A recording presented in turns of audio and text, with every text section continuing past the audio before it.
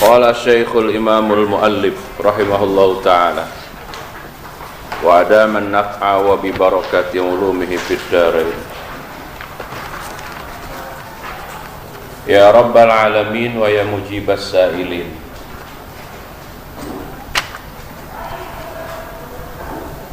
Ya Aliyu ma safara ahadun talibal haram. Ini kalau di terjemahan ini judulnya setan nomor 4 berarti. Kalau yang di terjemahan judulnya nomor 4, setan bersama orang yang selalu bergumul dengan yang haram. Judulnya itu. Kalau dia apa? Di terjemahan Indonesia.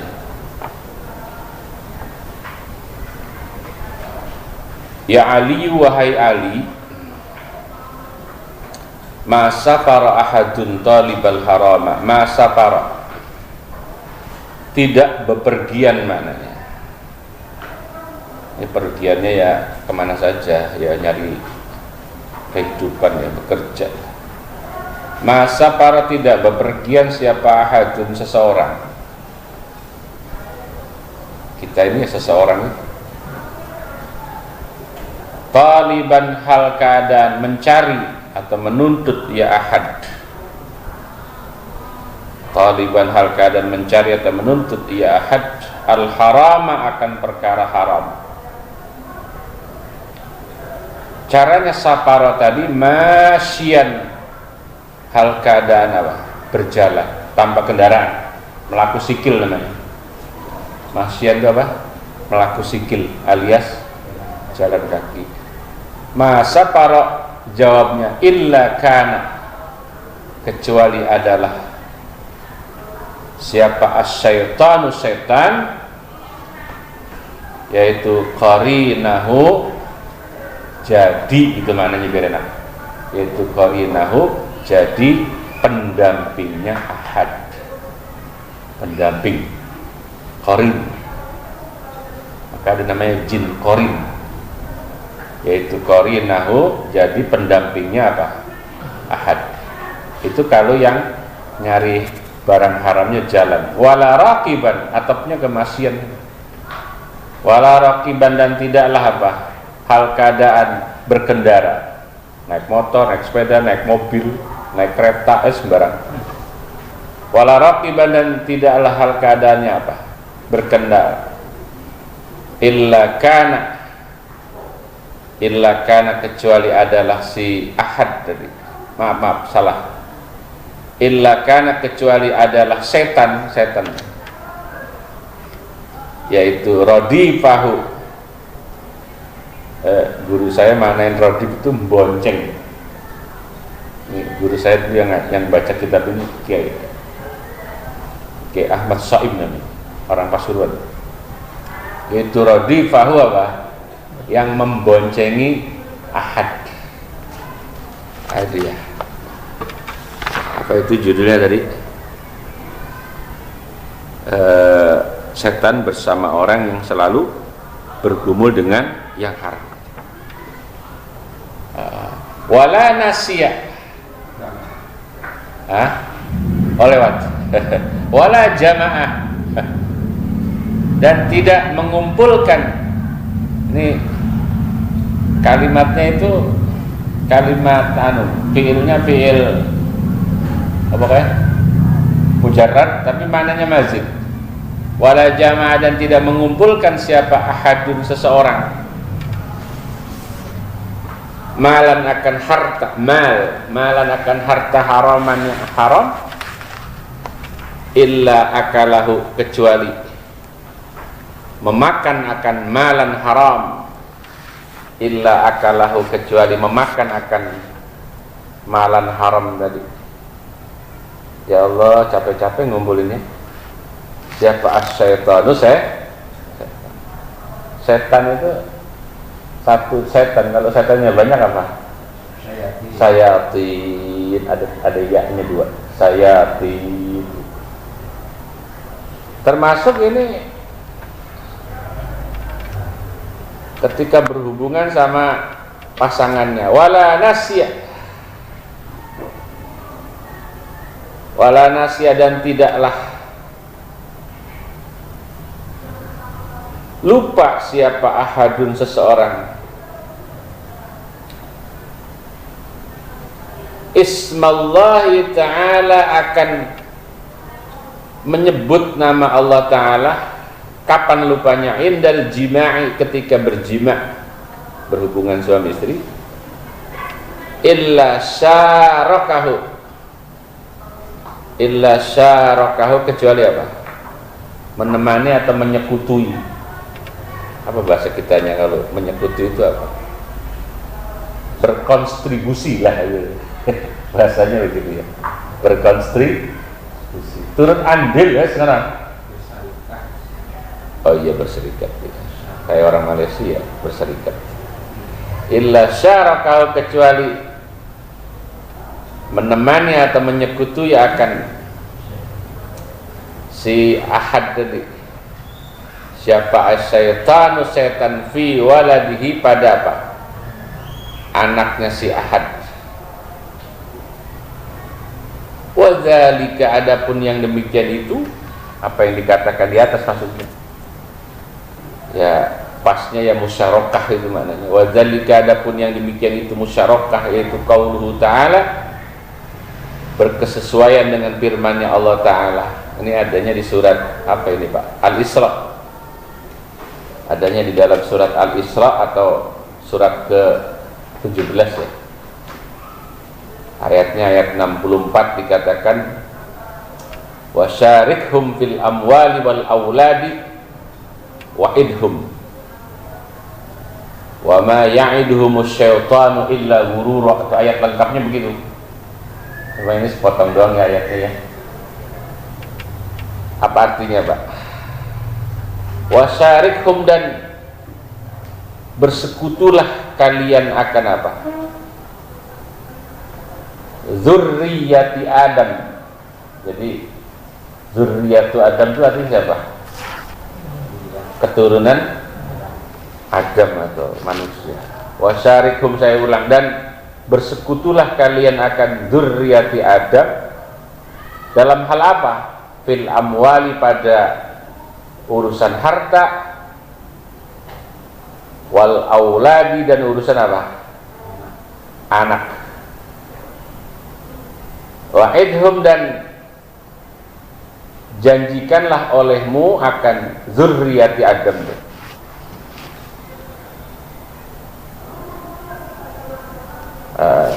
Panjang ini, hadisnya panjang banget ya. Oh, terakhir.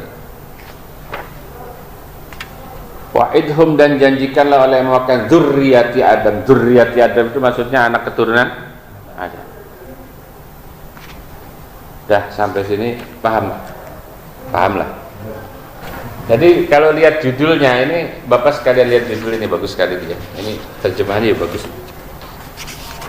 Bagaimana dalam kehidupan sehari-hari kita ini ternyata setan itu menjadi partner. Lah ini yang paling gak enak kalau dia menjadi partner. Padahal kita sudah ikrar bahwa setan itu apa? Musuh. Nah, ketika musuh menjadi partner itu kan nanti ngaco berarti kita. Sehingga penting buat kita memulai apapun dengan apa? Doa. Bismillah dan seterusnya. Kali ini masa para ahadun talibal haram masyian illa kana syaitan qarin. Bapak ini kalau sudah jelas dari rumah yang Bapak mau tuju itu perkara haram, sudah itu pasti setan mendampingi Bapak. Jadi ada 3 pilihan. Mau berangkat yakin halal yang kita sedang cari. Mau berangkat ragu saya ini halal apa haram. Di tahap ragu jangan berangkat.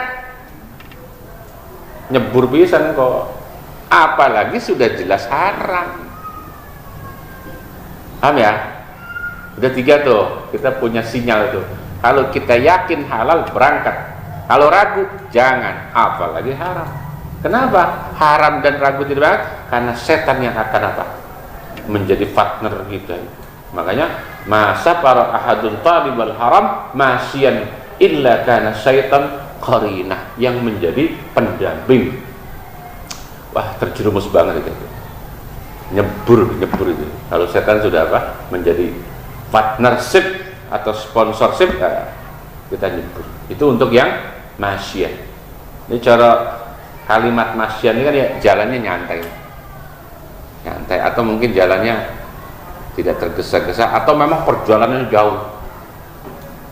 Sehingga setannya juga gampang, orangnya juga cuma jalan gitu. Nah, bagaimana kalau yang dia kunjungi itu memakai kendaraan wala raqiban illa kana radifah. Ya kalau memang kita pakai kendaraan ya bawa motor, bawa mobil dan sampai turut ya setannya bonceng. Radifah itu mana ya, apa? Membonceng. Nah, itu sponsor kalau udah setan begitu. Bahkan wala jama'a ahad, ini yang gak enak nih orang. Yang paling gak enak nih, yang terakhir. Wala jama'a ahadun malan haram illa akalau syaitan.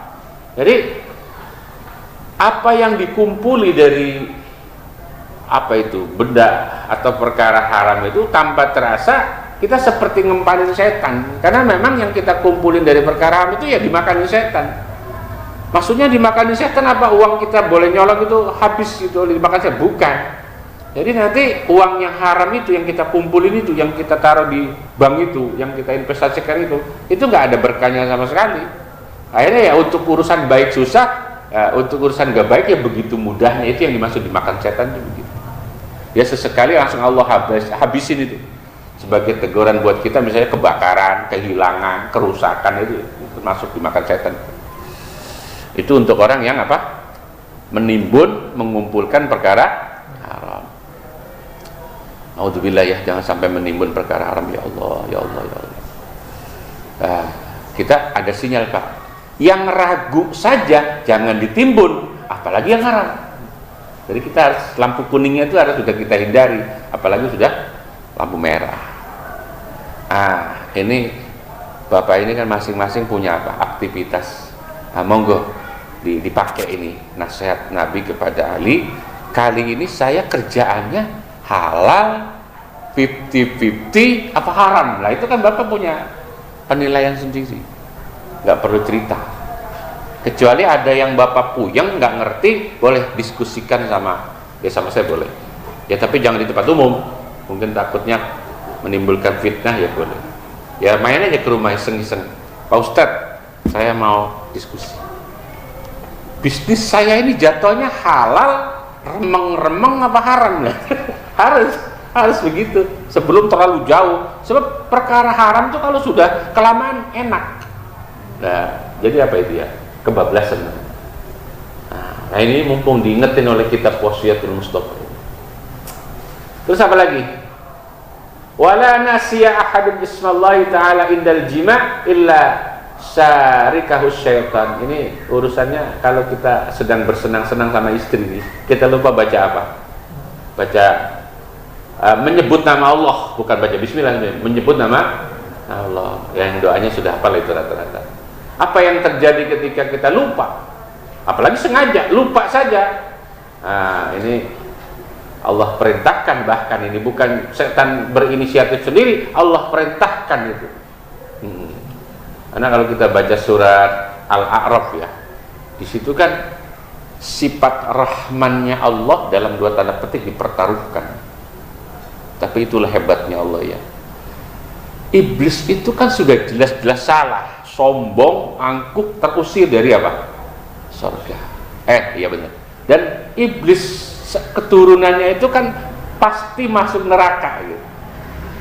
Nah cuman kan di surat Al-A'raf itu iblis memohon kepada Allah agar diperkenankan.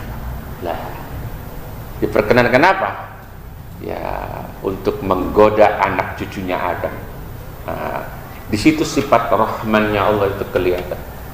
Bayangin ya, iblis yang sudah kayak gitu saja masih dikasihi oleh Allah Subhanahu wa ta'ala, diberi kesempatan, silakan kamu ganggu anak cucu Adam, boleh dari depan, boleh dari belakang, boleh di samping, boleh dari atas dan seterusnya. Tapi ada orang-orang dari anak cucu Adam yang kamu tidak bakal bisa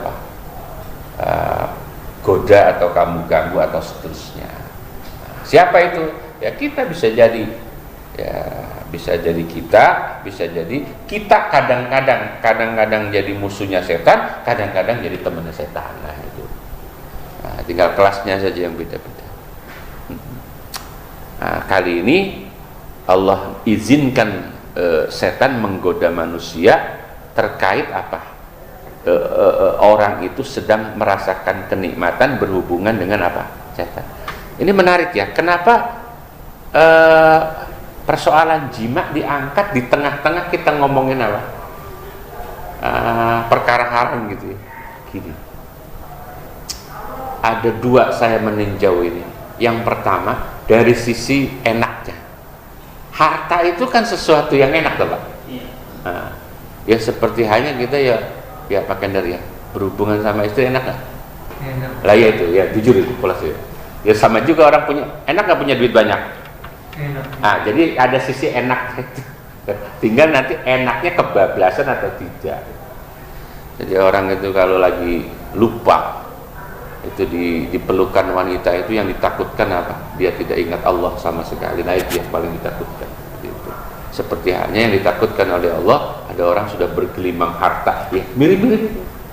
Itu yang pertama, persamaannya antara harta dengan apa? Kita berhubungan badan. Yang kedua, coba perhatikan ayat ini dari sisi apa? Targetnya.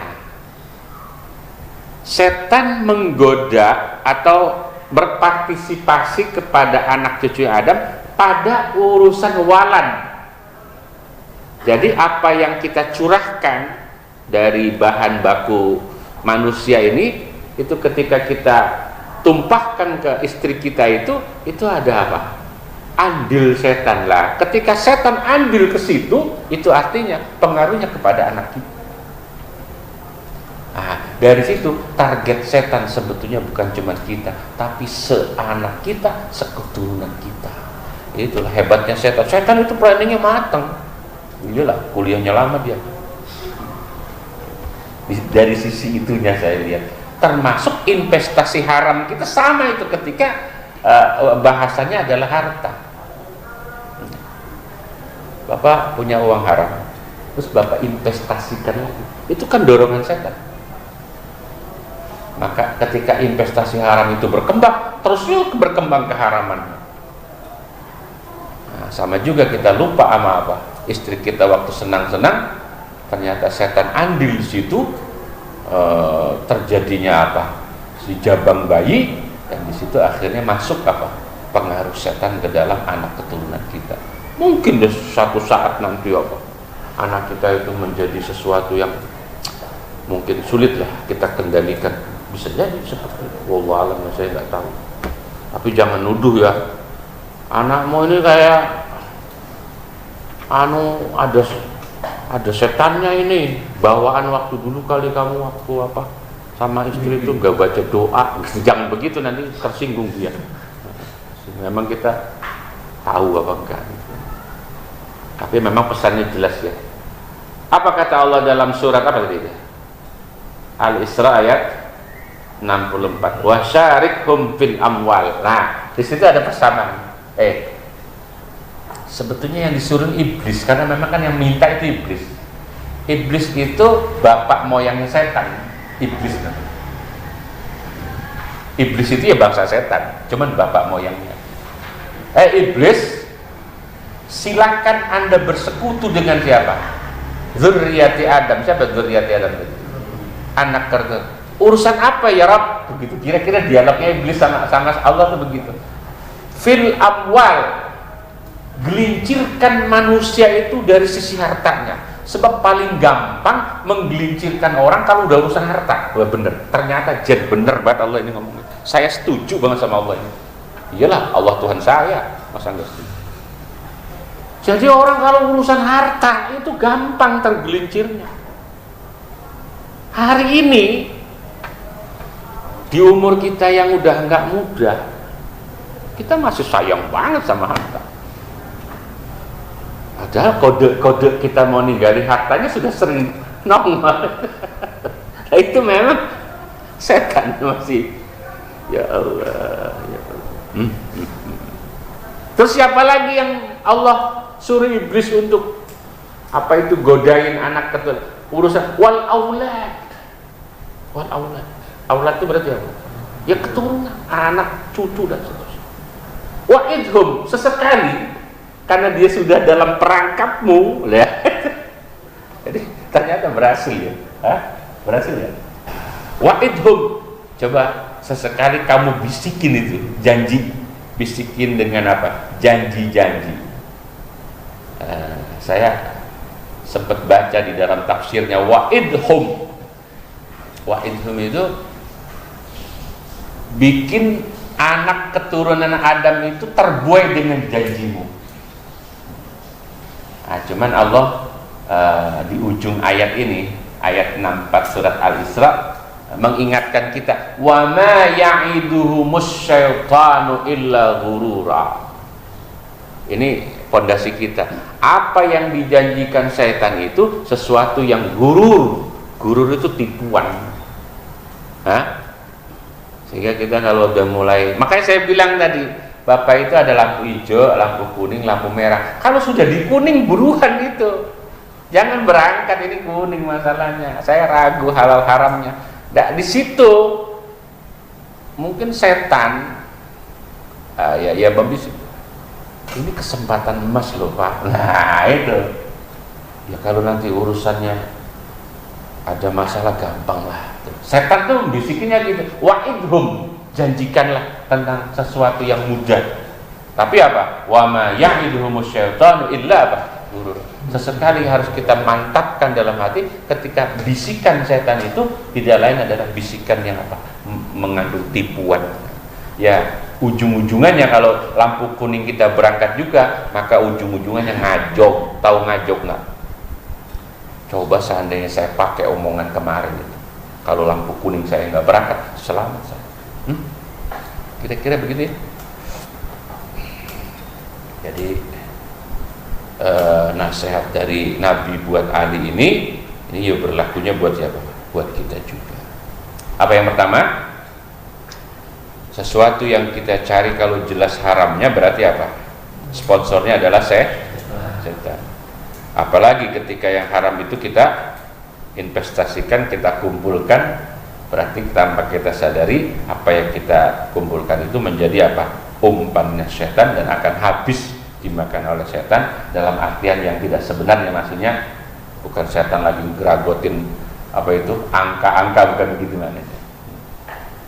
Termasuk yang apa namanya, harganya mirip-mirip dengan harta kita, yang rasa enaknya mirip-mirip dengan apa harta kita adalah ketika kita sedang berhubungan dengan istri.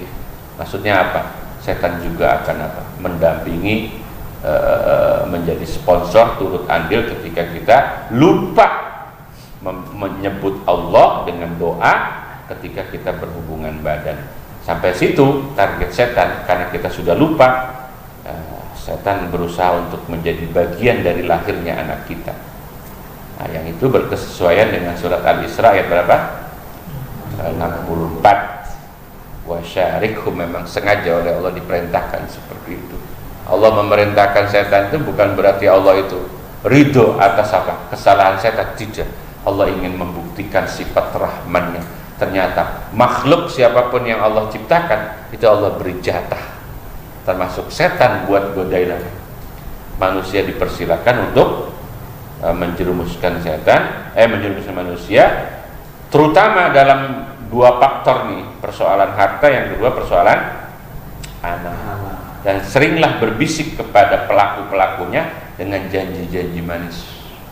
Nah, untungnya Allah menutup ayat ini dengan apa? Dengan statement yang kita bisa pakai, wa ma ya'iduhumus syaitanu illa apa? Ghurura. Janji-janji manis setan itu ternyata adalah apa? Tipu daya. Nah, sampai di sini berarti kita makin mantap, jangan sampai kita tergoda. Caranya apa yang paling gampang? Itu tadi, kalau selagi masih hijau terusin, kalau sudah kuning tinggalin, apalagi merah. Mana Pak? Bisa diamalin nggak ini? Bisa nggak? Jangan insya Allah doang, harus. Insya Allah ya kurang mantap lah, harus. Hanya apa ya? Jangan susah-susah. Enggak, ini aja. Tadi yang sudah disebut-sebut itu masalah jabatan yang kita masuk harta. Itu di sini tidak disebutkan secara jelas ya, cuman amwal dan Aulad. harta dan anak. Kalau kita sering dengar peribahasa tahta, wanita, harta.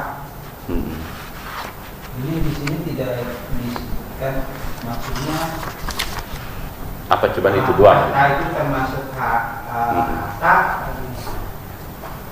Ya, jadi kalau kita baca Al-Quran ya, terutama yang surat Al-Fajr itu, yaqulu insan apa? Fa'amal insanu idza mabtalahu apa? Rabbuhu wa na'amahu fayaqulu rabbi apa? Ahanan. Wa amma idza mabtalahu faqadara alaihi rizqahu fayaqulu rabbi apa? Ahanan. Dari akraman yang tadi ahanan. Kalla ila akhirih. Ternyata kenikmatan yang Allah beri itu kepada manusia yang kita bilang kemarin itu menyangkut banyak hal, terutama apa? Harta dan anak. Lah, harta itu di dalam kandungan maknanya jah. Kalau ditafsir itu maknanya jah. Jah itu kedudukan. Ya, karena kedudukan itu selepel dengan harta, kedudukan juga selepel dengan anak. Ya, sesekali kita merasa bangga kalau anak kita apa? Lebih sukses dari anak tetangga lah, itu di situ ujiannya. Jadi benar itu tahta. Ya termasuk bini ya kebangetan cakep gitu. Kita menjadi sesuatu yang membanggakan. Sehingga kita punya teman bini jelek itu kita pamer-pamerin, nah, itu sama. Pokoknya apapun dari fasilitas dunia ini yang kita sudah melampaui batas, pastikan itu kita sedang dikendalikan setan. Ya harta, ya bini, ya anak, ya rumah, mobil, semua kedudukan.